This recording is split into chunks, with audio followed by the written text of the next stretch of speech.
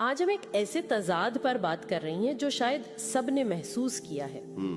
کیوں کچھ لوگ دن رات بھاگتے ہیں لیکن ان کے ہاتھ خالی رہتے ہیں، اور کچھ بہت سکون سے چلتے ہیں اور رزق خود ان تک پہنچ جاتا ہے. جی تو یہ قسمت نہیں ہے، یہ دماغ کا کوئی کھیل ہے. بالکل. اصل میں اس ساری بھاگ دوڑ کی جو جڑ ہے نا، وہ ایک خوف ہے. خوف؟ کس چیز کا خوف؟ یہ سمجھنے کا خوف کہ رزق صرف پیسہ ہے. جب آپ رزق کو اتنا چھوٹا کر دیتے ہیں تو خوف پیدا ہوتا ہے، اور خوف شکر کو ختم کر دیتا ہے. یہ دونوں ایک ساتھ نہیں رہ سکتے. صحیح. قرآن میں بھی تو ہے کہ اللہ رزق کشادہ کرتا ہے اور ناپ تول کر بھی دیتا ہے. جی، لیکن ہم نے اس کا مطلب یہ سمجھ لیا ہے کہ ہماری دوڑ جتنی تیز ہوگی رزق اتنا ہی زیادہ ہوگا. بالکل. ہم نے اس توازن کو خراب کر دیا ہے. تو یہ جو بے چینی ہے یہ ذہن کو ایک خاص کیفیت میں لے جاتی ہے. میں نے ذرائع میں ایک اصطلاح دیکھی، سروائیور موڈ. جی، سروائیور موڈ. اس کا کیا مطلب ہے؟ مطلب دماغ میں اصل میں ہوتا کیا ہے؟ دیکھیں، جب انسان ہر وقت کمی کے خوف میں رہتا ہے نا، تو اس کا دماغ سمجھتا ہے کہ وہ جنگ میں ہے. اچھا. اس حالت میں دماغ کو صرف خطرات نظر آتے ہیں، صرف کمی. اسے مواقع نظر نہیں آتے. بالکل نہیں.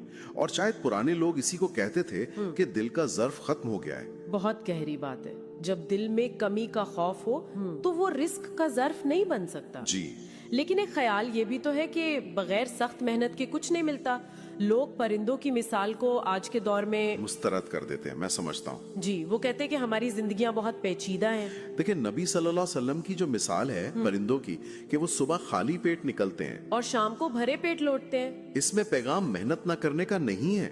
وہ کوشش کرتے ہیں مگر پریشان نہیں ہوتے.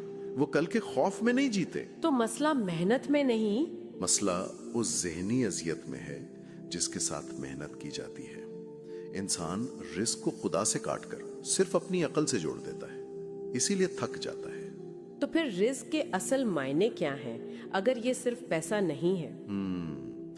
رزق وہ سکون ہے جو آپ کو رات کو بے فکر نیند دیتا ہے. صحیح. رزق وہ وقت ہے جو آپ اپنے پیاروں کے ساتھ گزارتے ہیں. صحیح لوگوں کا زندگی میں ہونا، صحت، یہ سب رزق ہے. وہ چیزیں جن کی قیمت نہیں لگائی جا سکتی. اور اکثر پیسے کی دوڑ میں یہی چیزیں قربان ہو جاتی ہیں. بالکل. ہاتھ میں صرف پیسہ رہ جاتا ہے، رزق نہیں. تو قرآن کا جو وعدہ ہے، جو اللہ سے ڈرے، اللہ اس کے لیے نکلنے کا راستہ بنا دیتا ہے اور اسے وہاں سے رزق دیتا ہے جہاں سے وہ سوچ بھی نہیں سکتا. اسے ایک نفسیاتی حقیقت کے طور پر کیسے دیکھا جا سکتا ہے؟ یہاں ڈرنے کا مطلب خوفزدہ ہونا نہیں ہے.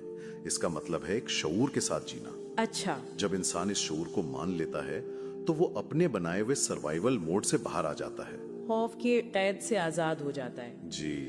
اور جیسے ہی ذہن آزاد ہوتا ہے اسے وہ راستے نظر آنے لگتے ہیں جو پہلے نظر نہیں آ رہے تھے. وہی نکلنے کا راستہ. جی. اور رزق کا وہاں سے آنا جہاں سے وہ سوچ بھی نہیں سکتا. جی. کیونکہ اس کا ذہن پہلے ان امکانات کو دیکھنے کے قابل ہی نہیں تھا. تو خلاصہ یہ ہے کہ اگر مسلسل دوڑ کے باوجود کوئی پیچھے جا رہا ہے تو مسئلہ محنت میں نہیں بلکہ اس کے دل کے زاویے میں ہے. جی. اس کی اندرونی کیفیت میں ہے. بالکل. اور آخر میں ایک سوال چھوڑتے ہیں. کیا یہ ممکن ہے کہ رزق کا یہ تعاقب دراصل اس خالی پن سے بھاگنے کی کوشش ہے جو انسان اپنے اندر محسوس کرتا ہے؟ باہر کی کمی کو پورا کرنے کی کوشش. جبکہ مسئلہ اندر کے خوف کا ہے. جب انسان اس خوف کا سامنا کر لیتا ہے تو شاید رزق کو اسے ڈھونڈنے کی ضرورت ہی نہیں پڑتی.